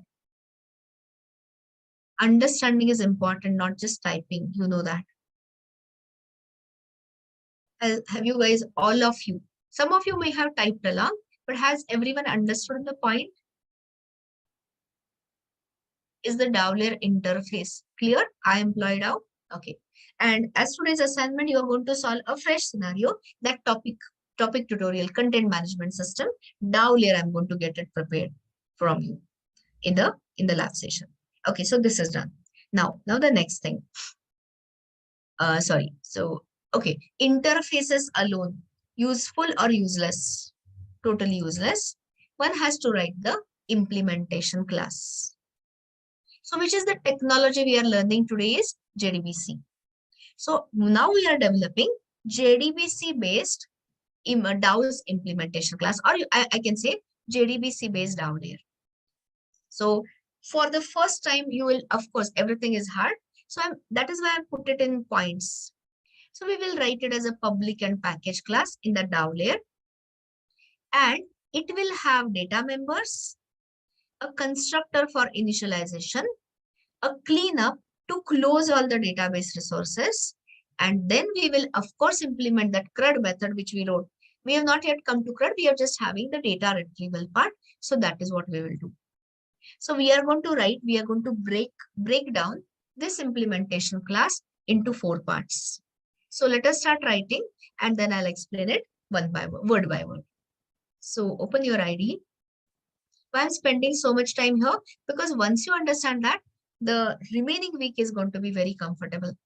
So here, let's have the implementation class. So DAO, same package. And here, again, there is a naming convention. Is it an interface or is it a class? Class. So remove that I. And here, what is the name of the interface? Employee. So employee DAO IMPL, standing for implementation class.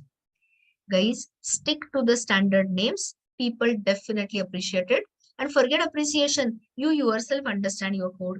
So employee DAO IMPL, which is the interface it is going to implement? Our own interface. I employee DAO, selected and finish. Waiting here.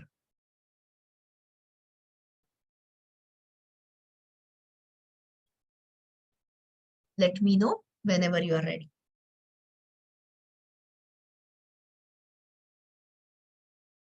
The interface name I employed out, class name employed out IMPL.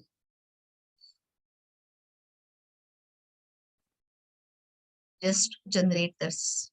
Okay. So if you have not generated, you can always say source, override, implement, and generate. So this is your public and the package class. Can I continue? Reached or not reached? Done or not done? Aman, you're off track. So primary key business is later. It is not about primary key and a hash map business, Aman. It is upon how you want to access the details. So here I just want the collection of employee details and the easiest collection just to refer to the employee details. Best suitable is list. No, Aman, I don't want to discard your question because it is a good question. So hear me out. Listen, not just Aman, everyone. If I change my requirement and say, give me department-wise employee data. Okay, stop thinking in Java, first think in database. The moment I say, I want to see the department-wise employee names. You tell me, how will you solve? What will you use in our SQL? The moment I say department-wise, group by. Okay, so wait, Nilesh, let me finish what I'm saying. So this thing, you must have messed up something. Wait a second, Nilesh. So here you'll go for group by. Now what is the data you are going to get is, suppose department ID is R&D, production and HR. Under R&D, I've got couple of employees. So maybe I want department wise maximum salary. Okay, the R&D and the maximum salary. So you know max functions and all that. So now Aman, tell me, if this is the requirement, how will you collect it? Will not just Aman, anyone. Will you collect it again as a list or will you collect it in the map? This data, how will you send it to the caller? This is the time where map is suited. So the key of the map will be department ID, and as a value, you can have the max salary or the list of employees and all that. Did you understand me, Aman? When you will go for map kind of a thing? It is depending on the which query you want. Okay. Yeah. Yes, Shubham. So here I said this already. You guys, you listen carefully. If I had hard coded it to array list in the return type, can I later replace it to linked list? I can. I have to change the code. But if I say the interface is returning a list, can list be replaced by array list linked list anytime? Shubham, I'm talking to you. Yes. So that is to give the flexibility. And Nilesh, you must have made some mistake. That's why you are getting at override. So fix it. Just create that interface and write the implementation class. You must have definitely made a mistake, some spelling mistake, typing mistake and all that. So please check it out that way. Okay, so now let's go to your implementation class. Now read step by step from the diagram, everything I mentioned here. So we have created the public package class. The state, which is nothing but the data member. What is the beginning of database? Connection. Okay, so we'll be adding a connection as the state. And then depending on our requirement, either we'll be creating statements, prepared statements or callable statements. Okay, so come back to the code. I'm explaining it one by one and asking you questions. So here, so again a suggestion, since you are a new fresher to JDBC, just for simplicity, simply say java.sql.start and you'll start getting all the correct imports. So you don't require this also. Now, anyone wants to tell me the state, which is nothing but instance variables. So I have already given you the clue. What is the first thing you will require? Salt. Very good, Nilesh. So yeah. So tell me, what is it you will require here? A connection. So when you say connection, pick up from the java.sql. Now tell me, you know this requirement. So does this have any in parameters? Are they going to be required?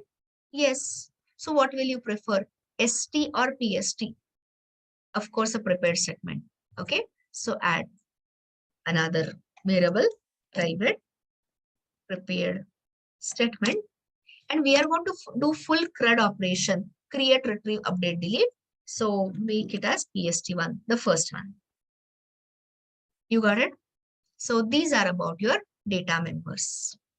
Now read again the diagram. Constructor. Okay, let me ask you. We are going to add a constructor, a cleanup type of a method, and finally we are going to implement that CRUD method. So who is going to call this constructor? Answer of who is tester. How many times you think your constructor will be called? Once or multiple times? Choices. Multiple times. You require multiple connections, multiple others, exactly once. Okay. So last question is, when do you think a tester will call Dow's constructor? In the initialization phase of the application or towards the shutdown? Init phase or end phase? Answer is your initialization phase, beginning phase. So now you sit back and understand whatever you write in the constructor will be the initialization time, one-time jobs. So what is it we can do? What are the jobs you can do exactly once? Get the connection. Do I have to write the code or simply call the utils method? Of course, see the access. So here in constructor, we will call the db utils and db utils will return back the fixed database connection. So till yesterday, we were mixing up all of it in the tester. Today, we are refactoring it into the layers. Understood that much? Understood the statement? So we will call this open connection method. And everyone knows the syntax for prepared statement. So let us do that. Let us write the constructor to initialize the data members. So here, add the default constructor. You don't want any argumented constructor. How do you write it? Simply say employee something and control space. The first one will be default constructor. So start with that. Since you are writing it for the first time, always, not first or last, always write comments. Get fixed database connection from dbutils. Okay, let's do that. So I've got a CN here, and okay, we'll use the import static here.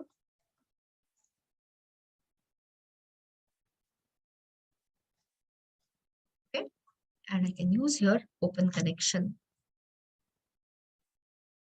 The moment you have this, you have unhandled checked exception. And since we are going to handle all the exceptions in that uppermost layer, use throws. And next is, I'm going to write the left-hand side, and you are going to finish the RHS. Write it on your own. You know this much practice I've taken yesterday. So only thing is we were mixing up all in the tester. We are just doing the separation here.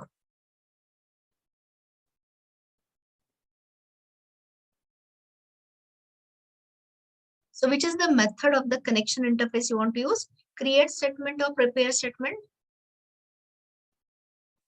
Prepare statement. Yes, very right. So here cn dot prepare statement. And which query now? You can define a query separately or write it here, doesn't matter. Select. I've got this already written. I don't want to waste your time.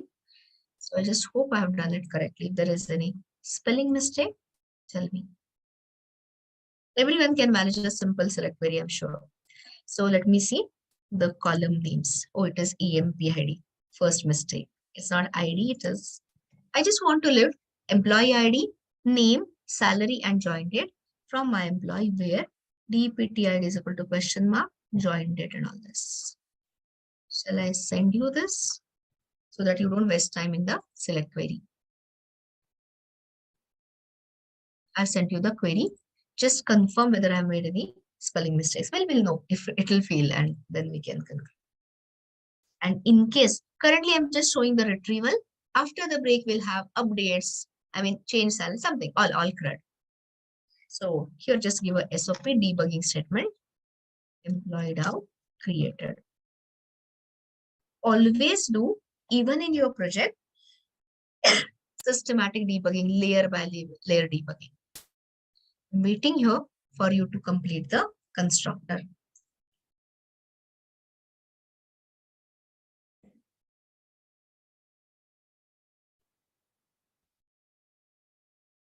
Get the connection, create the statement, and keep it all ready in a pre-parsed, pre-compiled manner. So understanding is more than important for me. So even if you understand it is fine, you're going to do this as a practice in the lab on a different scenario. Okay, so now, so we'll come to this last, but if you have opened this connection and the prepared statement, what should we do before terminating the application? Before closing the application, of course, you have to close. So again, refer to the diagram, please. Here. So CRUD method, so just see, we have created a DAO class. We have added the data members and we have done the constructor initialization type jobs all done. So now let us do the cleanup part. So in the cleanup part, we are going to close whatever statements you have created and finally the connection. So what is it we are not closing from here is a result set. Why this employee throws SQL exception? Unhandled, Nilesh. Here, remove it and you will see this method open connection. These methods include in the throws class SQL exception. So we are not handling it. So we are delegating it, Nilesh. We do this all the time. We have done this all the time in core Java. I'm not handling the exception in the DAO layer, delegating it to the caller, which is your tester. Understood me, Nilesh? Respond quicker. Anyway, so I was in the middle of this. Here, cleanup method. What is the resource? We are not closing here. Can you find out which is the resource result set? So anyone wants to tell me where? No, Nilesh, I mean, like too much interference. Stop your questions. I'll talk to you separately in the lab because you are disturbing in between too many times. So just focus and try to grasp as much as you can. Whatever your questions, you write it separately and then I will answer them directly in the lab. So just be a little patient. It doesn't happen that I say things and you understand. Okay, so wait. Don't break the flow. So here, why we are not closing, or let me rephrase the question. Where are you going to open and close the result set?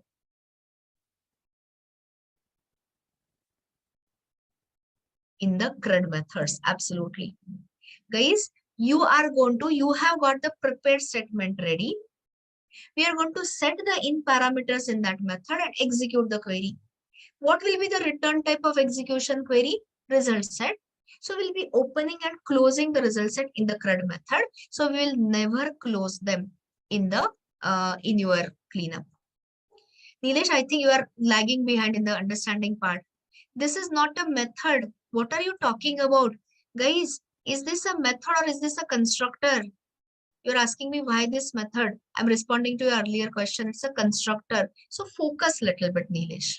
Okay. And like I said, if you're still stuck at some conceptual level, let us go through, and in the lab session, I'll help with you one-on-one manner. Otherwise, I get too disturbed. So coming back. So here, let us add the method.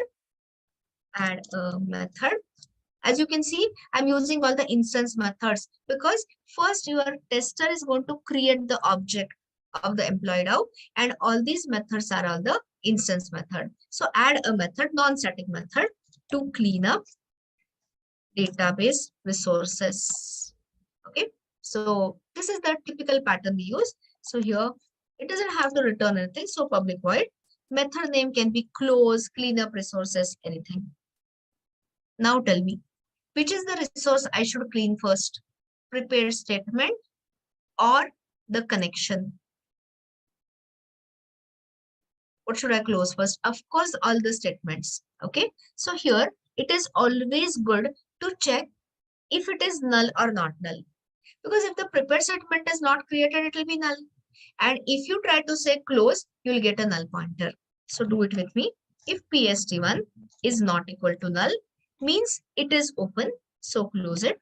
PST1.close. Okay. So releases the statement objects database and JDBC resource. Simply a cleanup. Okay. Now again, why there is a compile error? We say this all the time. So I'm really surprised when you ask me these questions. Unhandled check exception. Do you want to handle it here? No. So throws.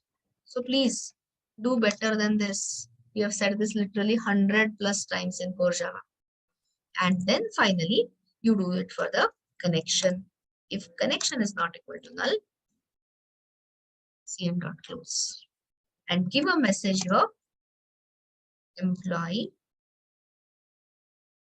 now cleaned up. So we have not written the CRUD method yet, but we have written the constructor and the cleanup part. Waiting here.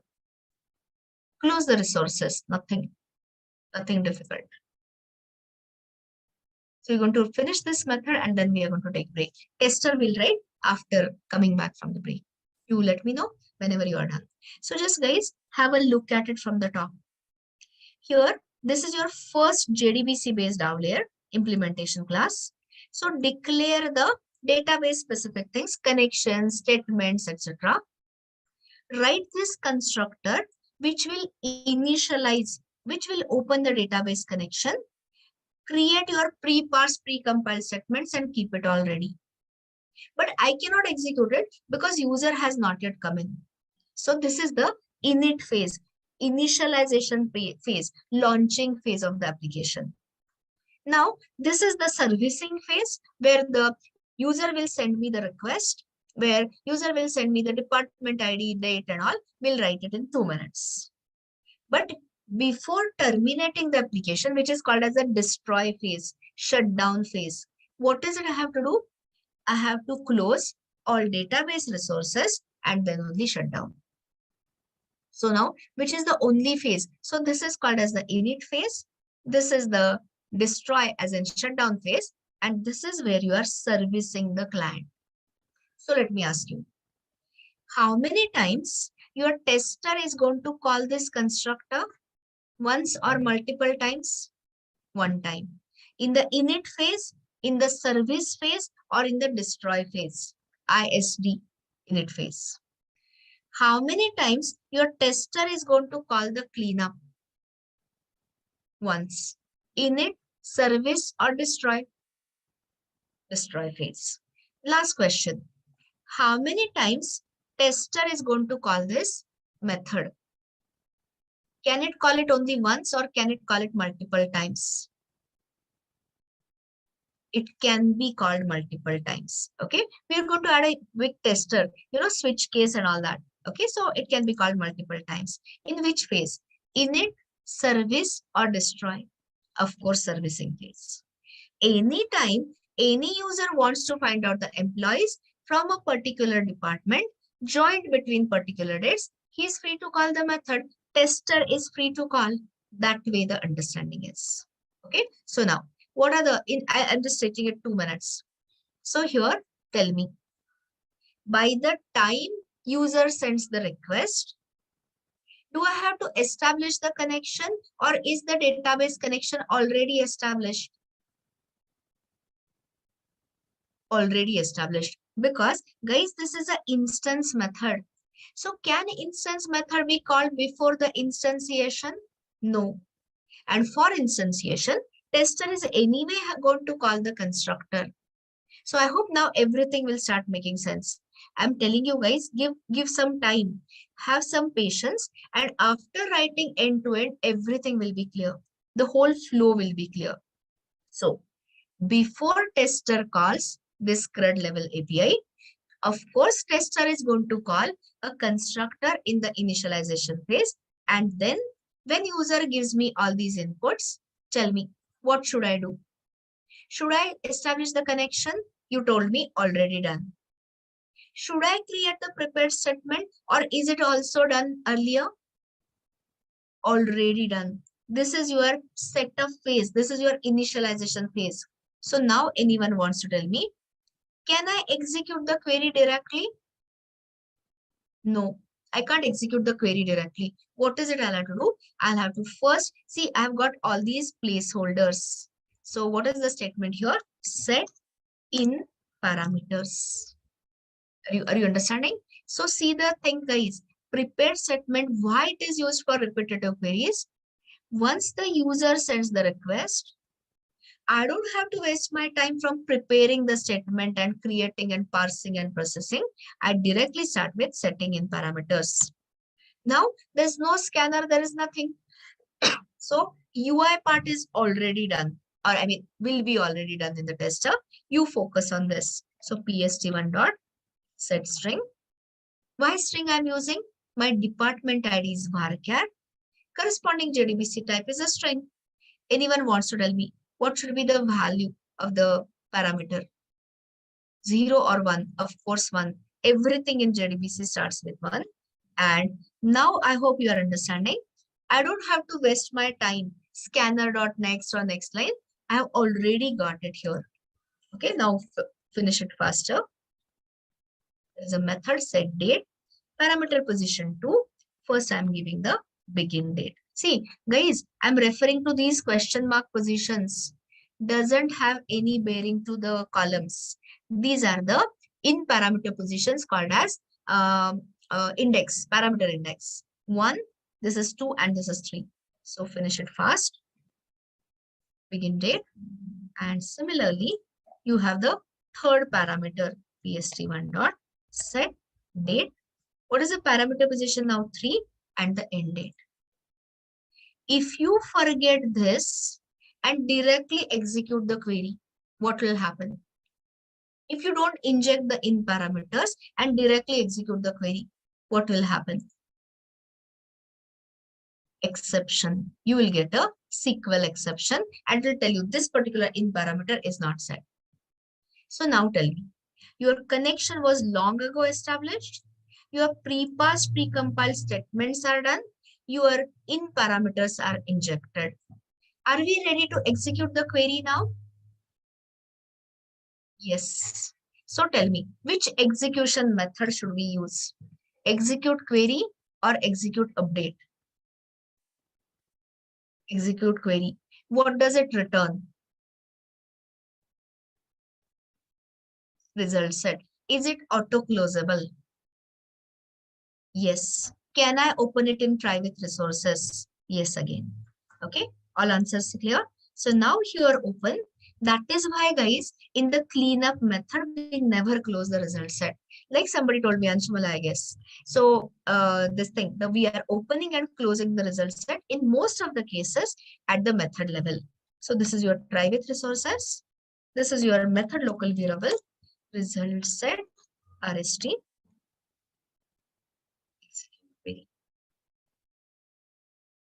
Are we clear so far? There is not even a single word of new code. Only thing is yesterday you were writing it in a mixed up manner. Today I'm showing you the layering or layered architecture. Reached here so far? Understanding wise, I'm not saying typing wise. I'm saying understanding wise. Clear? Great. Now tell me, here when I open this result set, where is the result set cursor? On the first row or before? Before. Which is the method to advance it to the next row? Next. Should I use while rst.next or if rst.next? Of course, while. Because this is not a unique criteria. I may be having multiple such employees. So naturally, of course, you are right. While rst.next. Okay. Now, if you recall our yesterday's code, here itself we were saying SOP, system.out.printf and all, and displaying. Are we going to display these results here, or are we going to collect it in a list and send it to the caller? Display or collect? Collect, right? So here I'm not showing you the streams programming, too much for a beginner. So now here you create the empty array list and populate it in the loop. So that's why we spend so much time on array list and a hash map mainly. So I can say, you can see this list of employees. This part is all core Java, nothing new for you. So somebody was asking me, I guess Shubham, why you have said list? So here I get the flexibility. Tomorrow I want to change it to linked list. I can change it without affecting the tester. That was a part. That was a point. Oh, when I change the workspace, I have to do something for removing this diamond operator. I'll do it later. And now, which is the method? Okay, so what we have got here, guys, empty array list. Which is the method to populate array list? Great, this one. Add all will not work. Add all requires a collection. Where I have a collection, I've got a data in result set, which is the method add, right? So here, emps, emps.add. And you know, thanks to generics, all it will allow you to add the employee object. So when you say new employee, all you have got is a default constructor. So tell me, do you need a parameterized constructor now? Will parameterized constructor help you? Of course, yes. Because if you use the default constructor, you'll have to do it in 2-3 steps. Create an employee object, then call the setters. Better is the parameterized constructor. So think smart. Are we lifting all the columns from the database or only few? Only few. So now I'm asking you a question and I hope you won't disappoint me. So open the Pojo class and You know all these tricks. Source, generate constructor from the fields. Are you selecting all or only few?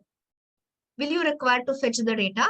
Only few. Everyone understands me? So I guess it was employee ID, name, address. I forgot.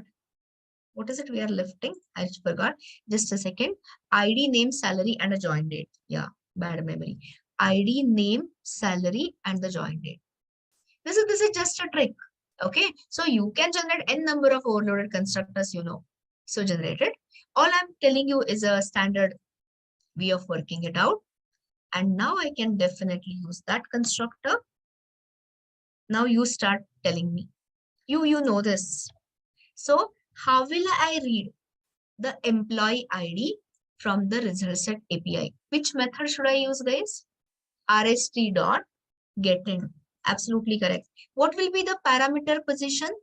Sorry. So my bad. What will be the column position as it appears in the database or as it appears in the result set?